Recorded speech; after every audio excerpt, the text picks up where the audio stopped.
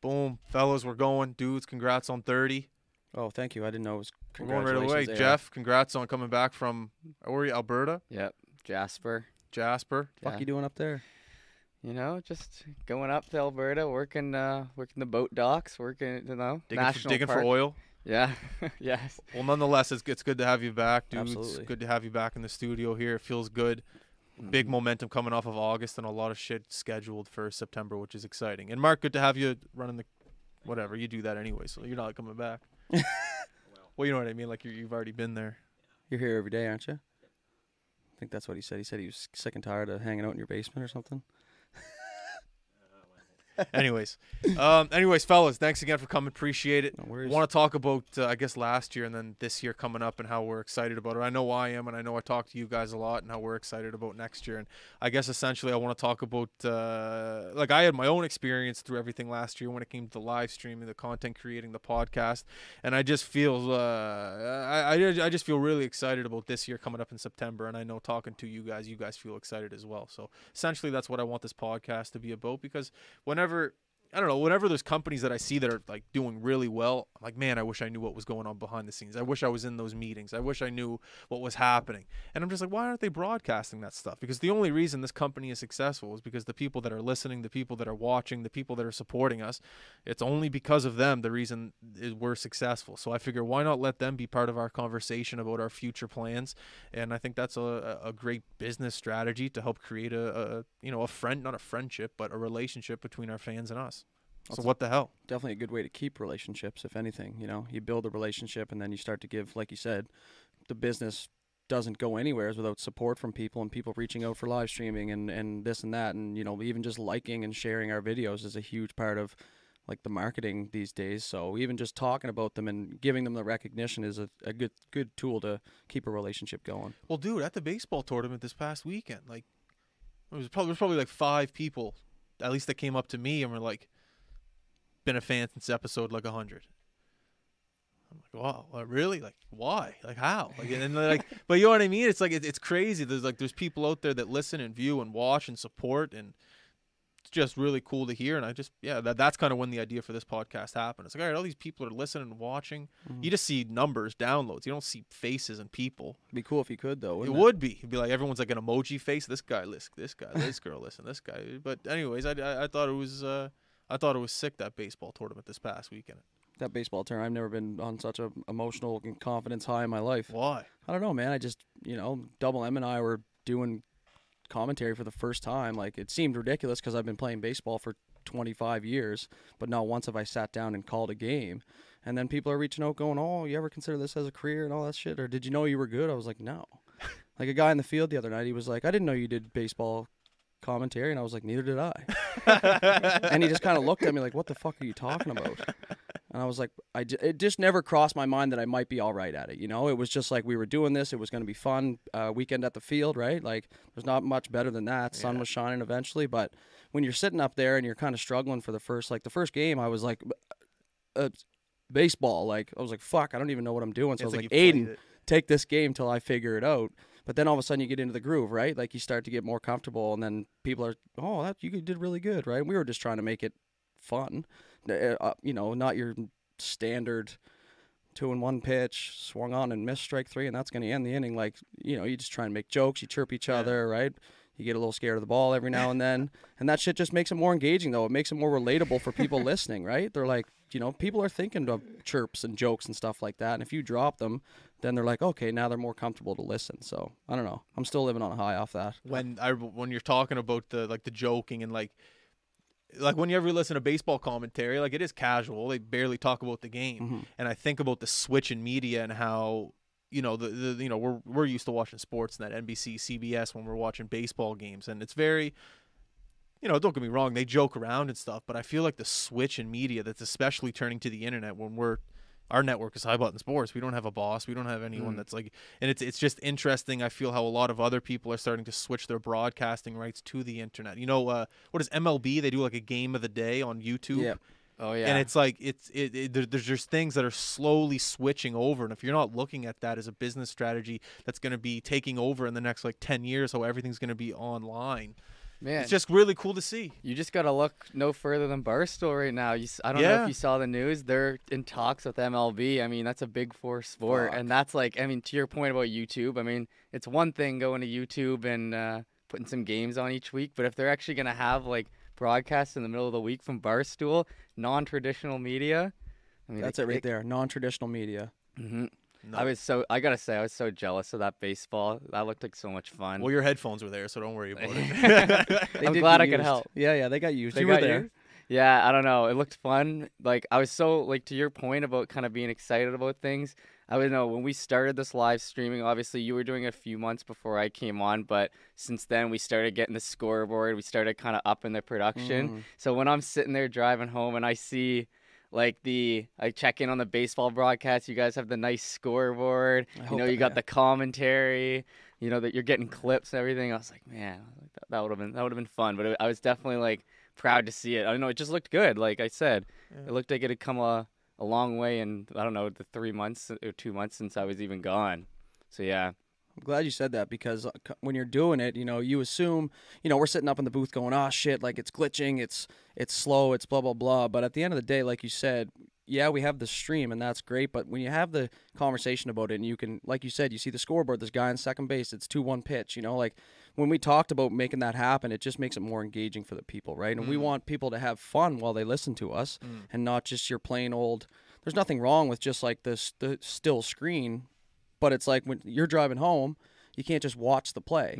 So now you're listening. So it's like a radio type thing too, right? And I'm glad you said that because obviously people told us that they liked it and stuff. But to hear it from someone, even within, who's gonna sit here and tell us honestly if it looked shitty or it looked good, and he says it looks good, then that's that's really good. I That's felt a good nothing look. but proud, man. When I saw it, I was like, this looks good. I was like, let's go, boys. As soon Like, as out of me. that Monday, we got 2 emails from 2 other tournaments, 2 in New Brunswick, and they're like, "Come on out, we want you to do ours." So it's like the business opportunities after. We're just like, awesome. And they wouldn't ask if we did a shit job, right? So obviously we did something, right? And I like how you said like you were proud and you were excited because when me and Douds were setting up like the field at Beasley, like we had a couple challenges, but there was never a point where me and Douds looked at each other and just went, it's over. We can't get we're fucked. interview. Like, because last year there were so many situations where we had to go through just like we can't figure this out, and we never quit, and we always just kept going. So when we probably had we had like maybe 2 hiccups at the beginning before we got the stream up and running,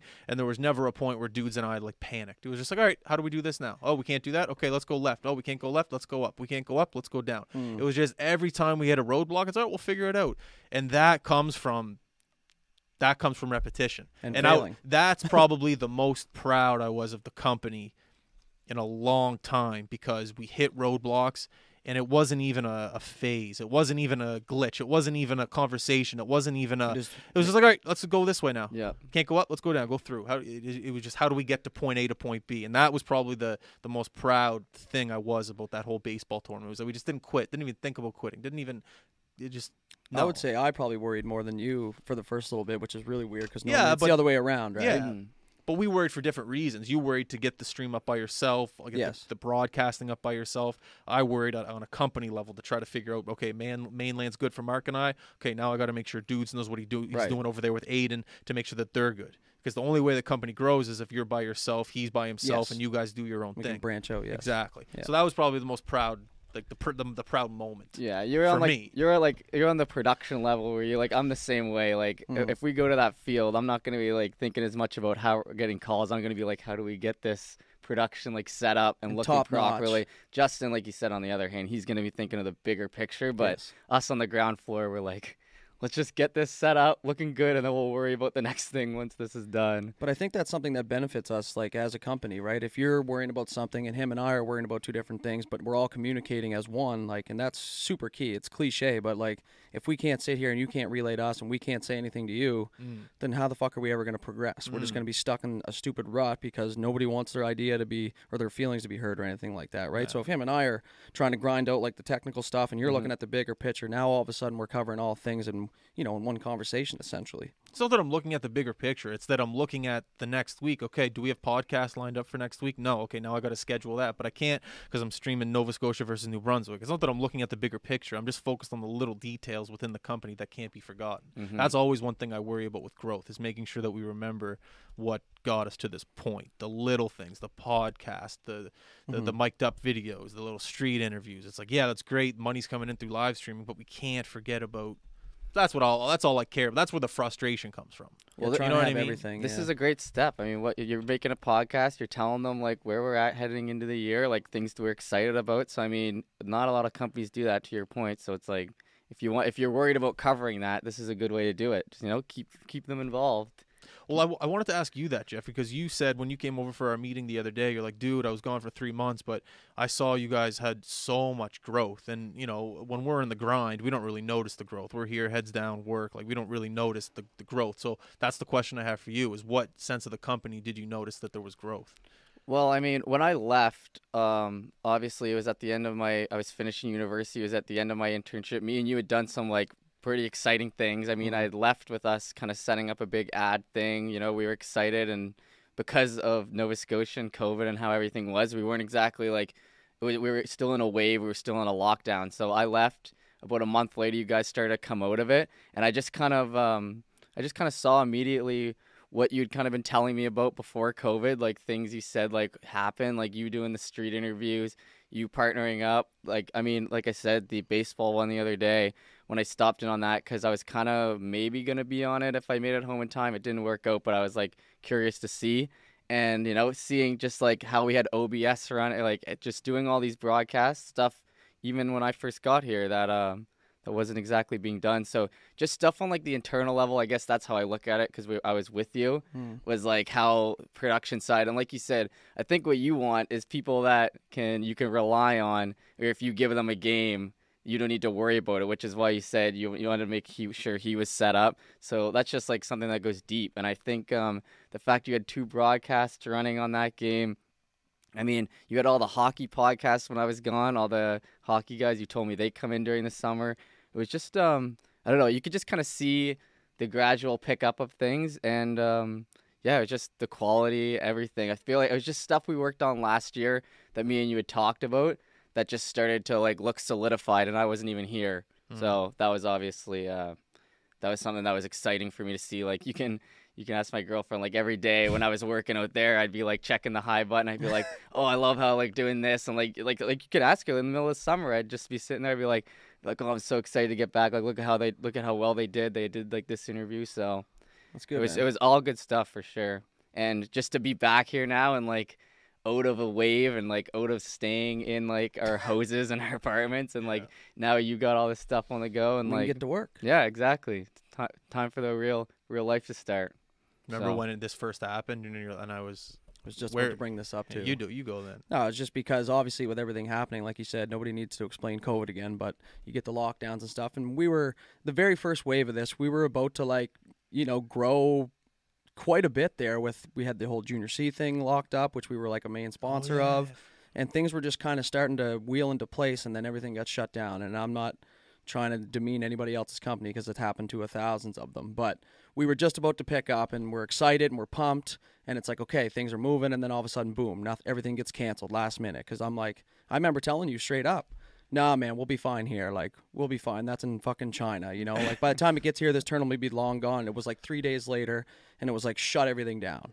So I remember, and that's why I said the point about normally it's you worrying more than me, because I'm just kind of, going through the day dumb as shit, essentially.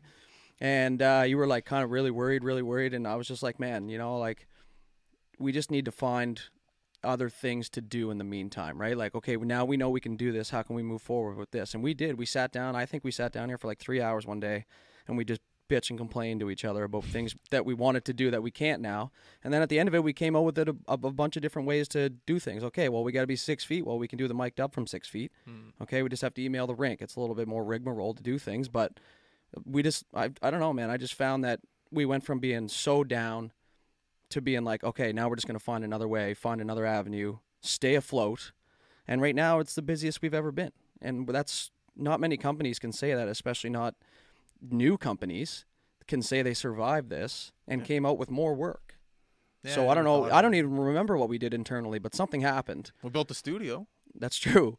And you get new gear and stuff New like gear that, right? helps, yeah. But anyways, yeah, it was just like, it could have easily went one way or the other, right? This easily could have been the year that it just, the 3 years or 4 years that we built just crashed because of it, right? But we had the right mindset.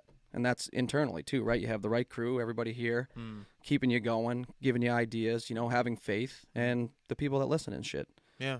right? That's all you need. That to is keep moving. That is a big part of it. The people that listen, that say it to you on the street. Like while I was at the hockey camp last week, and I forget the gentleman's name. Yeah, no surprise there. I don't know. Remember his face, though. Great guy, and we had a great conversation outside of in the parking lot, just right by my car, and he was telling me how he's a big listener. He's an engineer, and how he's on the road a lot. Whenever he's on the road, he'll tune the podcast in, and like moments like that, just like that, keeps you going. It's like, you can't let that guy down. Well, But if I you know were there's feeling down, thousands yeah. of other people that listen to us, and there's thousands of other people just like him, and it's like you just can't let those guys down. I remember back during this, we didn't do a podcast for like 3 months. Oh, stressing hard. And the Oh. DMs that would come, the DMs that came, like, why aren't you guys doing it? Why aren't you guys doing it? Why aren't you guys doing it? What's going on? Why aren't you doing this? And like that was a moment as well. It was like, wow, people really care. People really listen. People actually are engaged with our conversation. And I still don't even know why, but I remember that 3-month gap. I was just like, Jesus, people are listening. I got to do So something. leave me alone. I Like, just didn't do a yeah. podcast. And I remember that was one of those big moments. That was like, I don't know when that was. Sometime past March, April, May, June, something. We were in a rink a lot. Yeah, so there wasn't too many months last year where you were able to be in a rink. So Yeah, it was one of them. But I always remember that was a big moment for us. Like, oh, we got to be consistent with this stuff. and think of all the people that listen that you don't have an opportunity to run into for them to say something to Yeah. you, or people that just don't leave a review or comment or whatever. There's tons of those people, and like you said, if you're ever feeling down about it and like, oh, because I know we were kind of like 3 months in, and at a certain point you're just like, well, we'll deal with it when we get one. I'm not going to stress over it. And then you're getting these questions going, how come you not? I get asked all the time, how come you guys aren't doing podcasts? What do you mean? We are. We're just not pumping them out like we used to. But yeah, anyways, that's definitely something that'll keep you moving if you're ever like contemplating like, oh, well, maybe we'll shut this part of it down, which I know we haven't done that. But if you're ever feeling like that and then somebody talks to you and you're like, oh, shit, okay. Like, think about that guy, a trucker, for example, spends, 20 hours of the 24 on the road. Yeah. You get tired of music and shit. You start wanting to listen. Like, podcasts are huge right now. They went through a big ass wave where it was like, that's all people listen to. I wouldn't say it's on the decline, but the numbers are probably just a little bit lower. It's summertime. People like music. But I don't know, man. Podcasts are huge. Like, you listen to them on the road and stuff. It's, an hour podcast, you can get deep into thought. You know how many times I've argued with my fucking aux cord, just me in the car listening to a podcast, like, what do you mean? And that's how it is, though. People want to relate to things. They want to, hear things that happen to them or that they've seen, not just fairy tale fucking celebrity stories, It's such like an intimate like form of media, and just in the fact that you're gonna be like listening for a couple hours. It's not like a YouTube video where it's like you're giving up 5 minutes of your time, or even a TikTok where you're giving up 15 seconds. Like, like podcast fans are gonna be loyal because they're gonna go out of their way to download it and like listen to you, like listen to Justin over these celebrities or over these anyone else. Like, everyone's True. doing podcasts, but it's because you've been here. It's because, like, you bring on guests. Everyone knows you'll have a nice conversation. So, I mean, it's interesting that that's kind of like the one of the bigger things you had at the start, because, like, podcast, like, as you say, as it gets bigger and more saturated, podcast fans are harder to come by. But You think they're harder to come by? Podcast well, yeah, because fans? it's like So that's the many thing. more options. Everyone has a podcast now, but because you've been here and and like everyone can rely on you, then you've got those fans. So if you're gonna want to build a base out of anything, like, it's gonna be something intimate like that, podcasting, like Yeah. I So like it's how you good. said intimate. Yeah. Intimate, like, what'd you say, intimate media? That was like 10 seconds It's ago. just I don't know. It's just an intimate form of media. Yeah, okay, so that's what it is, right? And so you think, like, at the beginning, I don't really listen to too many podcasts now because I'm in the music mode in the summer, right? Couple drinky poos, right? But like when you're listening to like Chiclets or something, because that's what everybody listens to, you kind of feel like you know the person. Like you're starting to pick up personality traits in people. Like, you know, how many times have you heard someone say fucking wicked awesome or like, you know, cut a hat not a big because deal? of RA, Yeah, right? oh, Like, and not a big deal. You're in on the that one joke. drives me fucking Yeah. bananas. But that's just personal. But I'm just saying an intimate thing is like, okay, now you're starting to listen to because you like what this guy has to say. You like his views or like you like his shitty jokes or whatever the case may be. But the word intimate, I think, was you've done that twice to me now. You've hit me with one word and it sent me on a tangent. Yeah, no, I don't know. And I mean, I think that's kind of probably why, like, you have these people come up to you. They feel like, you know, they feel like they're not necessarily, like, I wouldn't say friends with you, but they feel like they can talk to you and they feel like they can approach you in the parking lot and be like, I've listened to this guy talk to athletes. I've listened to him talk to his employees. And, like, you know, I feel comfortable talking to him in a parking lot. So that's just a little tip, you know, if you really want loyal fans, try to do it in podcasting because they're definitely going to feel like closer to you. I mean, it makes sense. Because how easy is it to not download that? Exactly. You know? Oh yeah, Like, it's still easy to download, but it's a lot easier to not. And, 100%. And even if you do and you have it like automatic subscriptions, how like the fact that he's like, okay, I got a 2-hour window, like let me listen to the High Button podcast. Yeah, let me squeeze this in. Yeah, you know what I mean? That's where it just like it builds and you don't even realize it's building. So Love that. It'll be interesting to see how when we go on the road this year, when we do podcasts on the road, if the community, because the great thing about some of these analytics is you're able to see where the downloads are coming from, and the majority are Halifax, starting with Bedford, which is great. But it'll be great to see, you know, we go to Newfoundland, New Brunswick, just see like we do podcasts there, and just see where the downloads are still coming from.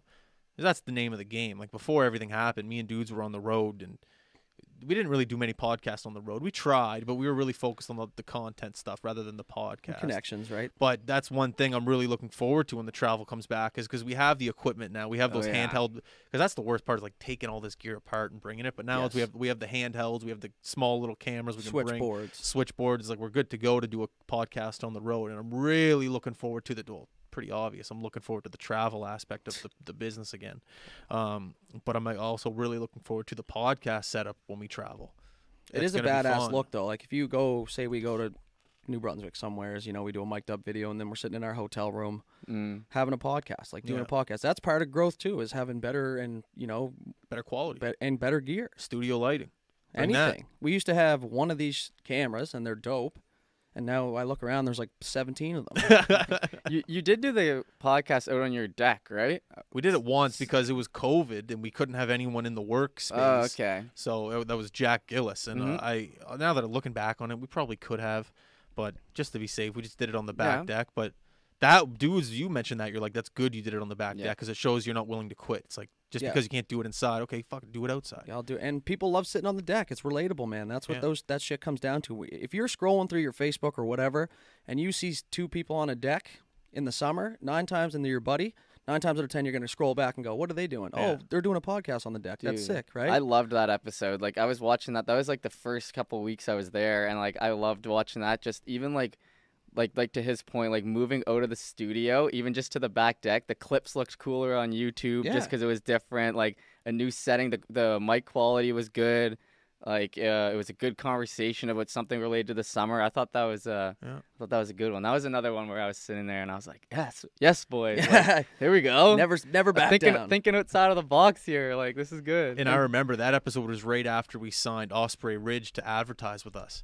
And I was nervous because they signed with us and we didn't do a podcast for like a week, 2 weeks, because we couldn't do podcasts in the studio. And everyone was like, Zoom. I'm like, fuck, I'm not doing Zoom.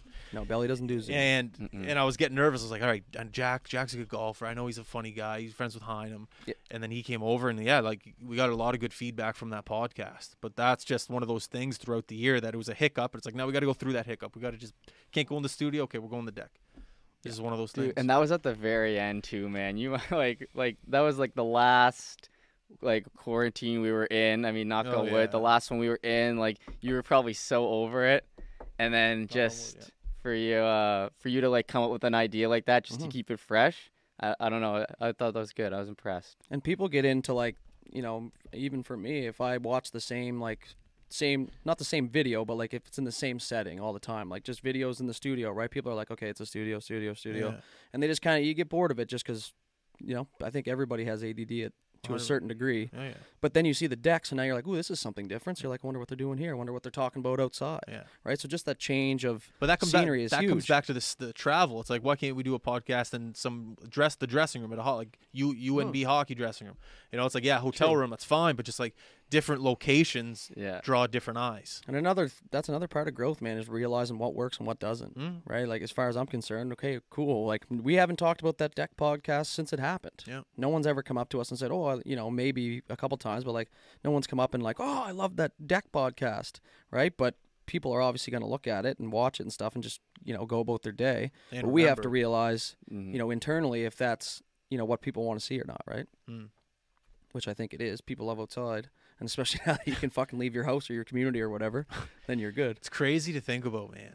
Like, you couldn't leave. Like, we're doing the Picto early bird major midget tournament. U18, U18. And like, I was thinking, pump, like, that's great, but like 6 months ago, you couldn't do that. Nope. You couldn't go to Picto. Yeah, I try not to get too excited about that stuff because it Yeah, still I could be know. taken away from us. But I it's like, know. it's hard not to be excited because tournaments are, growing up playing sports, man, or growing up doing whatever, if you got an opportunity to go on a road trip with like some of your buddies or your team or whatever, you're pumped about that. That has never changed for me. No. I know it's never To this changed day. for you. We love roadie season. That's like, we might as well just have shirts that say that. Yeah. I love roadie season. But it's the best too. And like a tournament scenarios, like you said, you go, you set up shop, you're there the whole weekend. You're seeing different people come all the time. Networking with new people, other business Think opportunities. about at the baseball tournament, man. How many people did you meet that you'd never met in your life? At least 7. What a staggering number. Jeez, we got to do that again. If it's going to be 7 people. 7 whole people? Are you Shit, sure? that almost Man, sounds like a waste now. I'm busy working. Yeah. But when I left, man, I met. Yeah. Like, we met, we talked. Yeah. And as soon as it was over, the organizer, Paul, he's like, hey, this is going to happen next year. We'll see you then. I'm like, yeah, man, we'll see you then. Yeah, see, And I that's good. guarantee, I'm not going to say you guaranteed, but do you think a big part of the success for this weekend had a little bit to do with us? You can't argue with me and say no. What How do you many- mean? 18 Oh, yeah, yeah, yeah. 18,000 views on over the weekend? On something that they weren't even going to do originally. Like, he reached out, well in advance, but, normally when you set up a tournament, and I know Paul, he's on the fucking ball, man. Like, Yeah. and he's like, reach out a year in advance type thing, get that solidified. But, it wasn't last minute necessarily, but it was just something that we reached out because I remember I was just like, I'm just going to message them because they were supposed to host nationals, right? Was that supposed to be that? Well, that was supposed to be, I'm not sure if it was supposed to be last summer or this summer, but anyways, that's a big tournament. And they're going to have it next year. So he was just like, oh, we want to try this out. It was like a trial run, and then remember one of them came out to me and they were like, man, just wanted to let you guys know that we've had 2 huge successes this weekend that surprised us. And one of them was like the traffic on the website and the other one was the live streaming. He's like, this is something we didn't even know we needed. But I think because we brought, a certain production level, which, granted at the beginning, we weren't even sure if we were going to bring that type of game. Bases, like we said, commentary makes everything more interactive, right? So it's just that too, right? I mean, we were up in, wasn't the greatest spot to be up in the booth at Beasley. It wasn't bad, but there was some blind spots, which I know people are pissed off about because I was. And ideally, that's not where we would like to be, but we made it work. You know what I mean? We had guy on first, the pitcher, all that stuff. So you just got to, I think one thing we're good at is like evolving on the fly or like dealing with something now instead of, dwelling on it. It's just like, okay, well, what you said like 4 times, like, don't even worry, I got plan D in my back pocket. And I'm like, fuck, man, like, Yeah. maybe keep that one to you until we get to plan D and it works. But it ended up working out. But yeah. Sport media, man. If there's ever, it's funny to me just because, like, I literally, like, went to school for it and, like, just would learn about it. And, like, it was just, like, I just know, like, in sport media, there's just there's just problems. You just got to go, like, across them. Like you said, like, that's something that I think you guys have figured out well, just, like, naturally, just, like, crossing a problem. And Justin, total, like, how many times just so far have you run into like a technical problem And he just figures it out. and it's like all right, time to figure it out? Like, that's just how it's gonna be for the rest the of our guy lives. can't even spell working technical, here. and he's up there troubleshooting for us yeah. and shit that we've Like- never even like done. it's literally, if it's not one thing, it's another. But that's all it is, though. That's it. Like, that's all you have to figure out with technology. It's, it's not this, then it's this. If it's not that, then it's this. That's it. It's just keep doing it. It's the troubleshooting. That's all it is. method. It's But just- not a lot of people are just like, if it were me and I was starting this business out and I had technical problems all the time, I would say, fuck this. this. I throw the towel in. You know, I'll go get a trucking job or something like that, and I don't have to deal with this bullshit. But it's just like, even being up there, and you're like, just, oh no, just like I called you day one. I was ready to go. Yeah. Something happened. But because I panicked, because it was about to start, I couldn't gather my thoughts. And you're like, no, man, it's fine. Just do this. And I was like, oh, I was like 2 clicks of the, and I was like, oh, okay, fuck. I was like, we're good. Like, but I panicked, right? And if you're not going to panic, if you're up top of us and you're not going to panic, it's not going to trickle down. Yeah. Right? I never thought of it from that perspective. It's true. So if I called you and you were like, fuck, man, like, I don't know, like, blah, blah, blah, I'm doing my own thing, but you were just like, 1 sec. But one day you're going to have a kid calling you, going, dude's like, hey, where? And then you can't panic. You know, that's what I'm trying to say. But I'm not gonna, because you didn't. Exactly. Exactly. Same with you, Jeff. Like, you know, 10 years, I don't really want to even look at a live streaming operation. I hope you guys are doing that. And you guys are going to be like, don't panic. Here's what you do. Click the red button, click the green button, click apply, click OK. Now stream. I'll see you soon. I'm like, fuck, I forgot apply. It's the troubleshoot method, man. When one thing doesn't work, you just go to the next. That's how computers work. It's how all technology works. It'll get you around anything. But once again, it's just easier to not, you know? Yeah. Like it's the same thing about the downloading. Like, it's super easy to download, and it's probably super easy to troubleshoot this and get to the bottom of it, but it's just easier to not. Yeah. So, but not everybody, and that's why you see, you know, companies start up, and then a year later they're just like, you know, whether it was their secondary thing or whatever, they just can't stay with it. Whenever I'm in those moments, I just think about having a real job. I'm like, okay, what would you rather do? Wake up and do a real job, or just figure this out? That's all I think about. Like, that's where, like, the moments where it sucks and you don't want to do it, it's just like, well, would you rather work at Tim Hortons, or do you just want to do this? Like, come on, John, you don't be a pussy. Like, just go. Like, figure this out. Well, you're too far into it now. I had a guy the other day ask me if I was interested in doing landscaping, and I just laughed. And he's like, what's so funny? I was like, I appreciate it, but, like, fuck that. I said, I'm just too lazy for that shit. I said, I found an easier way. Yeah. You know, I could just sit down, talk, be an idiot, and every now and then, you know, collect some dollars. That's it. It's just way easier. And you can stay real motivated to make it work. Yeah, too. exactly. It's not hard. I'm not going out and shoveling gravel in 45-degree weather. I'm 30 years old, man. I'm not getting any younger, you know? I'm in the best shape of my life, if you're listening, but Are you? I don't know. I don't know how to judge The year that. you don't play baseball. I just asked somebody year. else, hey, am I in the best shape of my life? What time are we at right now, Mark? 35 minutes. All right, time for a quick timeout brought to you by Crypto Vantage. We are taking a timeout to talk about pro sports and how pro sports teams are allowing their fans to buy tickets using cryptocurrency. A number of teams are allowing fans to purchase tickets this way.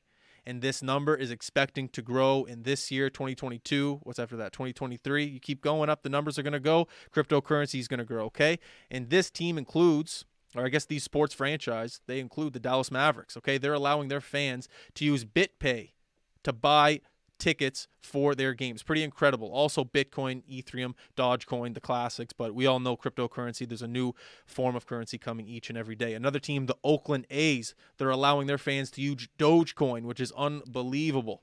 It's just a matter of time before more sports teams, and fans let their essentially fans get paid, or allow fans to pay for tickets using cryptocurrency. Also, professional athletes are starting to get paid in cryptocurrency. Think about that. People don't even want dollars anymore. They want cryptocurrency. Don't ask me, all right? What you're going to do is you're going to ask Crypto Vantage. So here's what you're going to do. You're going to head over to info.cryptovantage.com/hi button. One more time for everyone that didn't get that first time. info.cryptovantage.com/hi button. I want you to fill out the white paper at the bottom of the sheet. You're going to get a free information package from Crypto Vantage. They're going to give you everything that you need to know about cryptocurrency and how to deal in cryptocurrency safely. We all know that cryptocurrency is the way of the future, and it is easy to slip up and make mistakes, okay? High Button Sports and Crypto Vantage want to make sure that you are taken care of, okay? One more time, info.cryptovantage, CRYPTO Vantage, VANTAGE.com/hi button. Head over there, fill out the white paper at the bottom of the sheet, get a free information package, and you're going to be all set, all right? You're welcome. High Button Sports. That's free. I'm not even making you pay for that. Boom. Crypto Vantage. Jeff, do you actually have a story about cryptocurrency? Well, I was just going to go in. I mean, you know, crypto obviously on the coming up, and even if you can't make it to Dallas for a game to pay for your crypto, you can still use your crypto with sports. I mean, these sports betting sites now, they are all over it. You don't want to put your credit card into these sites. I get it, you know. everything's kind of coming up. Not everyone's so sure about it. You can put your crypto dollars and what you've earned on there just directly in. It's like basically just a little connector. You say, oh, I want $50 out of my crypto account into my betting account. Boom, you're betting on the game that night. You don't need to worry about putting your credit card, debit, any of that stuff in. Keep it all, online. Keep it all in the crypto dollars. And I mean, that's just right there. You can make real dollars that quickly on these betting sites. That's what I do, at least. I said, get my credit card out of here. Let's do the crypto dollars, and I'm a lot safer, a lot happier. And it's just, it's a great addition to that website and everything, sports betting. That's pretty cool, actually, because I know a lot of my buddies are sports bettors, and all of your buddies, all and my how much buddies. That's what I mean. Like, Yeah. especially when you couldn't leave, but sports were still on. What are you gonna do? Can't work. And investing in cryptocurrency too was a thing over COVID. Cryptocurrency. You guys might as well have been speaking Japanese to me there, but I did the information package and I read Did about you? it. Yeah, just Yeah. because. I mean, man, like, it almost sounds too good to be true, really. Like, you know Yeah. what I mean? It's just like, what do you mean? I can just have like internet dollars. Yeah, and the crazy thing about it is that it's not. Like, you can actually make money off it. And Crypto Vantage can educate you. It's a So good like, thing. do you have to have real money to have crypto money? Yeah, well, you got to convert it. Yeah, so I'm fucked. Yeah, just head on over to cryptovantage.com. They'll help you out. Perfect. Well, I guess you already filled out the white paper, so just read it. Well, I'm still learning how to read, and I know I told all the listeners at the baseball tournament that, but I'm working on it. One thing I want to talk about the base of the company is the influence that we are able to bring by having professional hockey players and other professional athletes come onto our podcast. And we've probably, when was like our first big pro guy? Like maybe like Liam. I would say, yeah, But- probably. And one thing I'm really proud of, I was actually talking to Luke Green about this because he skates with Sid and those boys, and he was like, the pro guys, they respect what you do. Like, they respect that you don't ask them for things every day. We ask Yeah. like once a year. You can't. And I'm really proud of that thing, that relationship, I guess, that we've made with all those pro guys. Batherson coming over, having a great conversation with him, and making sure that they understand that we appreciate that they're coming over. We appreciate they're giving us an hour of their time. But I just want to make sure that they know we're not looking for days at a time here from you. Just come over for an hour, talk, Yeah, and we're that. not even- yeah. And I'm so proud of that that discipline, I guess, this company has had, because Dudes knows too. We've had opportunities where people have reached out to us and be like, hey, can you reach out to this guy for us and see if he can do this for us?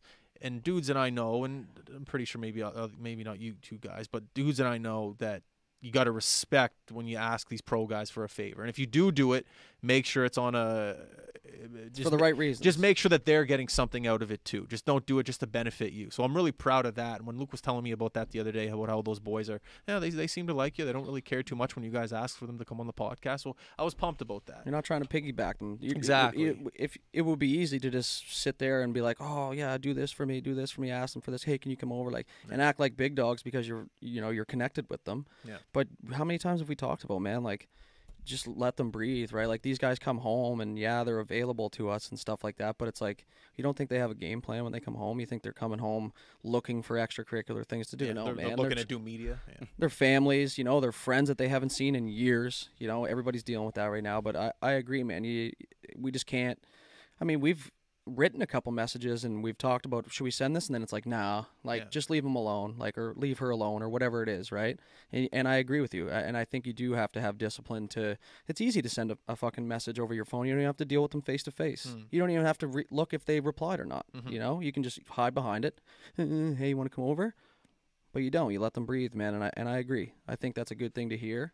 And I think we should keep doing it. Well, Cam Lee, when he came over, he was like, man, I never do interviews. And a couple of his buddies were saying, like, I can't believe he came. It's not an interview, though. That's the thing. Yeah, but that's what I think these pro guys are starting to realize. Yeah, true. Like, how do you get 5 goals in 72 games? And it's like, What's your pre-game meal? what the bang gang? It's like, it's like these guys are just starting to realize. And I was really pumped that Cam came because I was just told that he just doesn't do stuff like that. And when I think it was like a couple of days after, Luke was telling me about how what the word is about the pro guys and High Button Sports and how they feel about us. It made me feel good. I was really excited about that. And I never really, I kind of thought about it, like how do the pro guys feel about us? Like, because we don't expose them, but like, every now and then we'll ask some personal questions, but I just think that they have a level of respect for us that they'll come back every now and then. And I was pumped to hear that from Luke. Yeah. Those guys will know it. Like, you can ask them a question if they don't want to answer. You can tell pretty quickly. you feel the butthole clench up a little bit if they don't want to Energy answer in that the room. question. Yeah, But yeah, as yeah. you do them, man, you get better at them, right? Like, not to ask, certain areas of questions at a certain point in careers and stuff like that. Like, we're not trying to expose them. We just want them to tell human shit that our human listeners can relate to. And I keep saying relating, but like, that's a big part of media. Correct me if I'm wrong. It's a big part of business. That's what, and exactly that is being able to relate to something. Oh, I've done that. Oh, I wear black socks. Oh, I eat pasta before the game, like shit like that. When you're walking by the Gap in the mall and you see a guy wearing a pair of jeans, you're like, oh, I look like that guy. I can pull those jeans off. It's like it might be a weird example, but that's relatability. Same thing with this podcast. Oh, this guy's talking about eating spaghetti before a game. He's in the NHL. I'm in spaghetti today. I'm in Pee Wee B. I eat spaghetti. I can relate to that. It's the same thing, man. It's all about relatability. And the more real you are and the more human you are, the more you're going to be able to relate to people and fans. Well, do you not think that people would stop listening if we were just... It's true. I don't want to keep saying mainstream media, but just like your standard interview. This isn't an interview, man. It's just a chat with... Monday morning. Because we went through like the grind too of, trying to make it and hoping to make it, and then, you end up being dog shit, but... And then you want to hear, and imagine being a younger player, kind of like almost looking into the future. You're almost having these questions answered for you, like, do I really want to work out today, or like, do I want to be in the gym 5 days a week? And then you hear a story of like Nate going out at lunchtime and taking his goddamn lunch.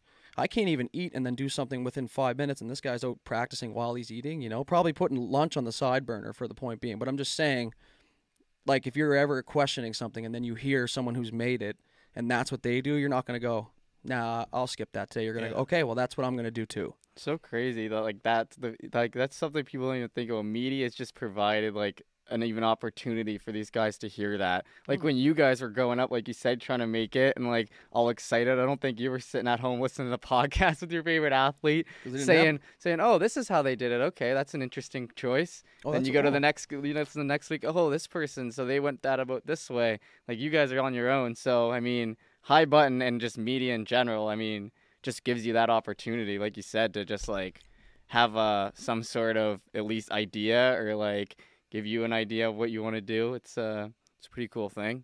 Looking into the futures, people want that, right? Like if you could, I guarantee 1,000% of the people in the world would take that opportunity to be able to see things in the future, right? But it's not even so much seeing it. It's like you said, like, I guess it kind of is. I'm not going to talk about it too much longer, but I would have loved to have it growing up. I would have loved to have been able to, I never really like asked my dad about stuff like that. He just didn't go through it. He was a musician, whatever. But to be able to listen to somebody that you like or you respect or something like that go through what you're kind of going through, and they took a route that you were questioning, and now you're like, okay, well, that's got to at least help. Yeah. Maybe it may not be the difference maker for me, but this is going to help because it helped him. Yeah. So it's like, okay, let's go with that then. I always remember in junior camp, especially like major junior, there was always nervous energy with myself. And like, oh, okay, like there's Travis Randall. He's been the captain of this team. He's a big dog. Like, not just Travis, but just like a bunch of guys on the team. I'd be like, what are they doing in the summer? What are they, like, well, what's going on? Like, where did he go to school before the Mooseheads? Where did he play midget? And I love that element about the podcast, how we have guys that have been through it. Like, I'm just repeating what you guys said, but just making sure that the kids that are going to make that next step, they've already listened to the story that's gone through, the guy that's gone through that step, and now he's on to the next step. So it's like there's a kid that's almost 2 steps behind, but in his head, he knows how to get 2 steps ahead. You know what I mean? Oh, exactly it's what like, you mean. Who do we have on? We had like Carruthers, got drafted by St. John. He's played 2 years now, but that one podcast we did, he's talking about his process of getting drafted by St. John. Now he's talking about the process of going to camp, but he's talking about also the process of playing for the Max, putting up 40 goals.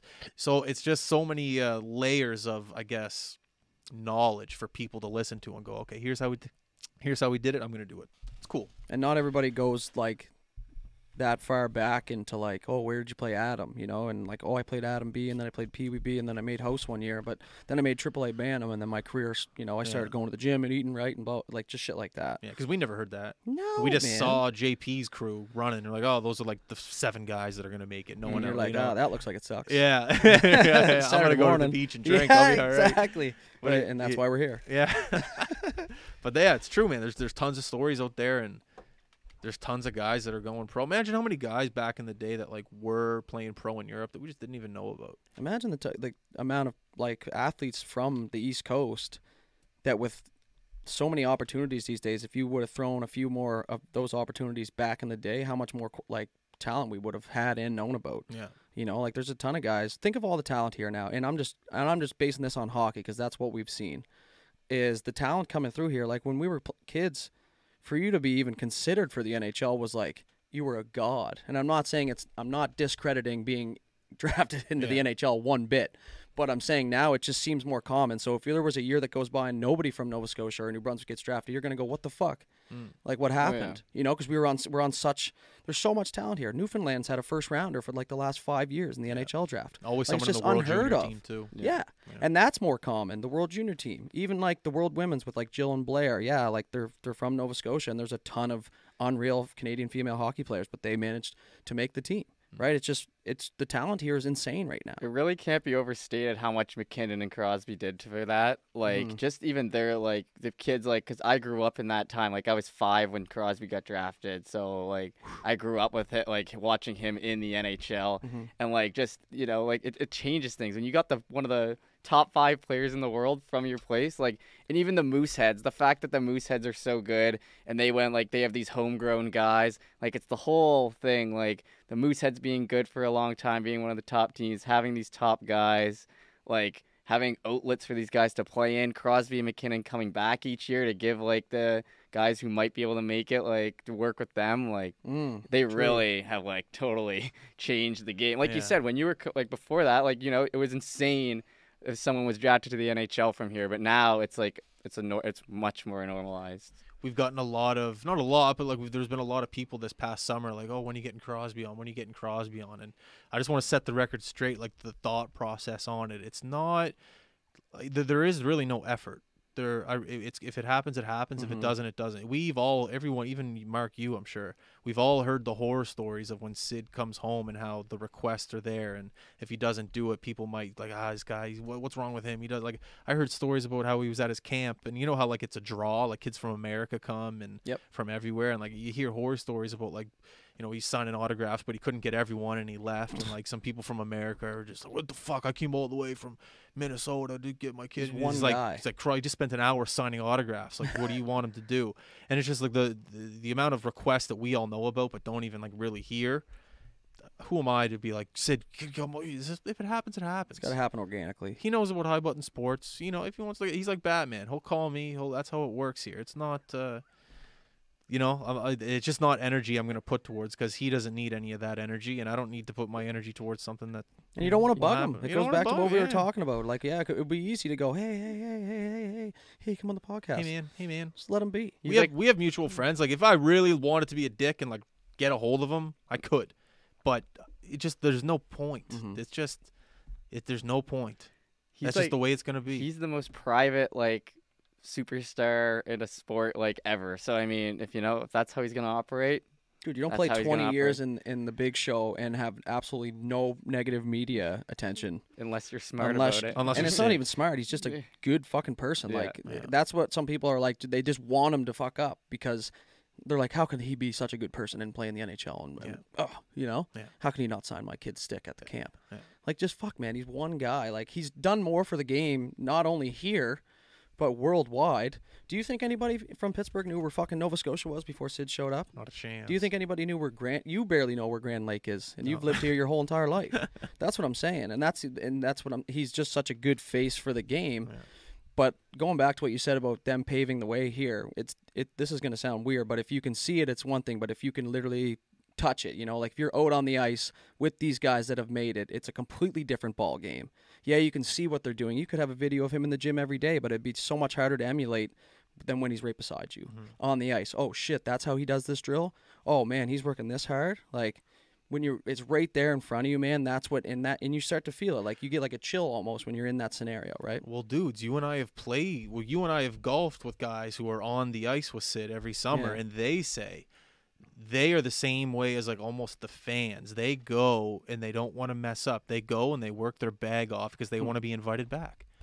It's the same mentality as everyone else. It's just you want to go and be the hardest worker there so that you're accepted within that group, because those top 2 guys, even 3 with Marchand, those guys are going and working their bag off. And if you're not close to competing with those guys and working hard and being disciplined off the ice, you're not going to be invited back. So those guys go and like, I'm not going to mention names, but me and Dudes have had conversations with these guys, and they go, and it's not. I'm not going to say it's not fun, but they go and It's intense. they're going to work. You just don't want to be the guy that's I don't want to say shitty, but just the guy that's out there being a peckerhead, Yeah. you know, like just going through the motions kind of thing. But you also don't want to be the guy that's the hero and trying to show everybody up. It's a fine line, and that's a little bit nerve-wracking. Like, fuck, man, I still go to some sports that I've played for, my whole life, and I'm nervous as hell just because there's other people around that are better than me, or like that's just the way it is, and so that's going to be a natural thing. But that's what pushes you as a person, is almost that fear of not being as good as you want to be, and that's what's going to really push you. But then when you're seeing it, like I said a couple minutes ago, if you're seeing what you're thinking, I mean, it changes things for you, and that's paving the way, right? It's so much more than just like, oh yeah, he's an unreal hockey player, and he scores 1 trillion goals in his life, and he played fucking major midget when he was 10. But it's just like those options wouldn't even be considered now. And the crazy part in the NHL right now is they have like Nate, Crosby, Marshy are always in like the top 5 scoring, or like top 10 at least, Top and that's 10, 3 Nova Scotians. It is weird. It's Very so weird. weird. How good, like what? Yeah, and that's all you can do is what? Yeah, and everyone's like, oh, but there's 7 Ontario guys. It's like, Jesus, There's buddy, also, like- relax. there's There's also crazy. like 18 million people. Yeah, Like, exactly. Relax. You also have triple our population in one city in Ontario, so the fact that Nova Scotia's showing up is At weird. all. Yeah. But yeah, not at all. at all. And it literally goes back to when we were kids, man. Like, I think when we were younger, it was like, I think maybe Sean O'Donnell was like the first guy I ever heard that got a pro sniff, Yeah. and you're like, holy Andrew, shit, man. Andrew Gordon. Yeah, or like even like Bondarchuk and those guys when we got a Yeah. little older, like Yeah. that Hillier, Bondarchuk, Marchand era was like really good for that. But that was, if I'm not mistaken, after Sid, obviously. Oh yeah, Sid was So- like first, second year in Yeah. the NHL. so, yeah, he got drafted when he was 9. Yeah. How much time are we at, Mark? 55 minutes. 50 what? That quick? Jeff, what are you looking forward to about this year coming up? Oh man, just looking forward to just growing it and just doing more. Mm. I'm just excited to do more. Just here and in general, like working, doing more streams, doing more content, like just seeing where you can take it. I mean, like you said, it's a big year. Mm. We're trying to see where it can go. The streaming looks good. It's all set up. I don't know. I'm just excited. Just more. Just get things going. Like you be creative. Like you know what I mean. There's so many opportunities. And you've built this, and you've built a fan base. So I'm just excited to see what we can do and just see how we can push it and make it bigger and better. Dude, same question. Oh man. Well, for me, I'll try and sum it up quickly, but obviously I've been a little bit absent for the last little bit doing other stuff. But this year I'm super excited to like literally be full hands on deck, kind of like when we first started. But the opportunities are there, man, and I think this is going to be a big year. But I'm super excited to be back in the rinks, knock on wood, back to the fields, back to whatever sporting event it is. No, knock. Yeah, okay. Talking, meeting new people, listening to fans, taking feedback. But I think the biggest thing I'm excited is to dive into this head first and be like 100% full on, hands on, and see where we can take this baby. Dope. I got nothing else. You guys took the words out of my mouth. How much time are we at now? How much? 56. Well, that's good. Damn, I summed it up real quick. Yeah. All right, man. Everyone listening, thank you very much for tuning in. It's Monday. Work hard, have fun. August 16th, man. Summer's still here. I'm not giving up on summer. Summer's still here. The dog days of summer. Happy Yeah, I belated, know. Sid. Happy belated, Sid. All right, everyone listening, thank you very much for tuning in. Once again, thank you to our sponsors, Generous United, Crypto Vantage, and Osprey Ridge Golf Course. Get out there, play some golf, hit some good scores. All right, we are out. Peace.